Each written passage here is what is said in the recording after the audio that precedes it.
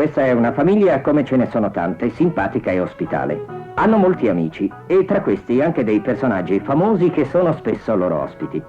Per esempio questa settimana con loro c'è... Beh, indovinatelo voi. Kraft, la casa produttrice del famoso formaggio a fette, presenta... Chi sarà? Le ho portato benzina e cerini. Non ho mica intenzione di bruciarci la casa. Ma no, è il disco di una sua canzone. Grazie. Si accomodi, prego. Siamo già sulla buona pista. L'ospite stasera è autore di canzoni. Cerini e benzina. Ma sì, papà, benzina e cerini, che cosa c'è di strano? C'è, caro mio, c'è, come? Una volta l'ispirazione non la trovavano sulla benzina e sui cerini. La trovavano sui fili d'oro, su Vipera, Ladra. Beh, una canzone sul ladro l'ho fatta anch'io. Ladro maschio. Maschio. La mia era femmina. Ma era un ladro vero. Come no? Un ladro che gli aveva rubato la motoretta e lui invece di fare denuncia ha fatto una canzone. E come si chiama quel ladro?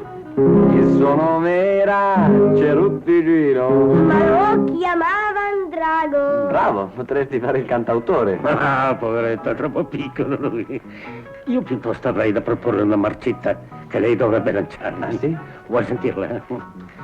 Non abbampare cara, non farti rossa in faccia, vieni fra queste braccia, stringiti sul mio cuore. Non arrossire? Ma veramente lui ha già fatto qualcosa del genere. Lui chi?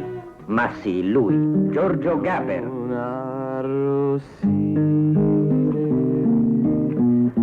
quando ti guardo. Piuttosto, signora, mi hanno detto che lei è una grande cuoca autrice.